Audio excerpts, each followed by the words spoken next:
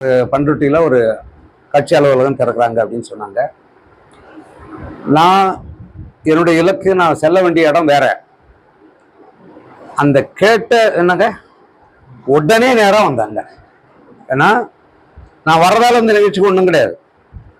எனக்கு என்ன தோணுச்சுன்னா, பாட்டாளி மக்கள் கட்சி அந்த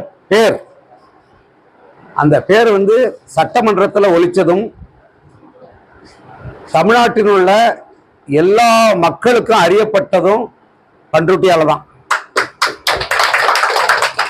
முதல் உறுப்பினரை உருவாக்கிய இந்த கட்சிக்கு இதுவரைக்கும் ஒரு அலுவலகம் இல்லைங்கிறது எவ்வளவு ஒரு, இதை விட எப்படி சொல்ல முடியும்?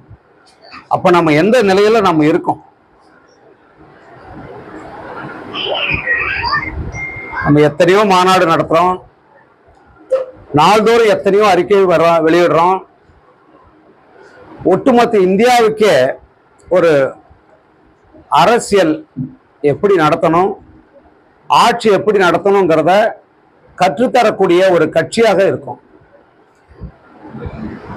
மருத்துவர் ஐயா அவர்களும் நம்ம அண்ணன் அன்புமணி ஐயா அவர்களும் கடுமையா போராடிக்கிட்டே இருக்காங்க. போராட்டம் அப்படின்னா எந்த கட்சிங்க தமிழ்நாட்டில்? திமுக எதுக்காக போராடி இருக்கா? திமுக யாருக்காக போராடி இருக்கு? எப்ப போராடி இருக்கு? அதிமுக போராடி இருக்கா? வேற என்ன கட்சி போராடி இருக்கு? விஜயகாந்த் கட்சி போராடி இருக்கா? இல்ல காங்கிரஸ் போராடி இருக்கா?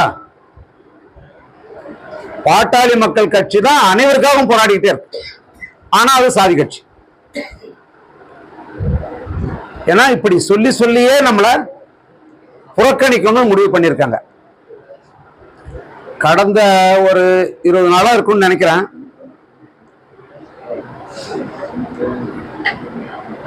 உறக்கம் யாருக்குமே இல்லை, எனக்கு அதிகமா இல்லை. ஐயா சிந்திக்கிறத மாதிரி, அவரு நம்ம அன்புமணி ஐயா அவங்க சிந்திக்கிற மாதிரி எந்நேரமும் நம்முடைய குறைகள் நிறைகள், செய்ய வேண்டியது, நம்முடைய சிறப்புகள், நம்முடைய பெருமைகள், இதை எல்லாத்தையும் சிந்திச்சு சிந்திச்சு சிந்திச்சுட்டே கிடக்கிறேன் நான். அது இப்ப 3 மணிக்கு தான் முடிஞ்சது. 4 பாடல்களை உருவாக்கியிருக்கோம். நீங்க அங்க மாநாட்டில் பார்ப்பீங்க. 2 பாடல்கள் வெளியாச்சு. எத்தனையோ மாநாடுகள் நடத்திருக்கோம், எத்தனையோ கூட்டங்கள் நடத்திருக்கோம்.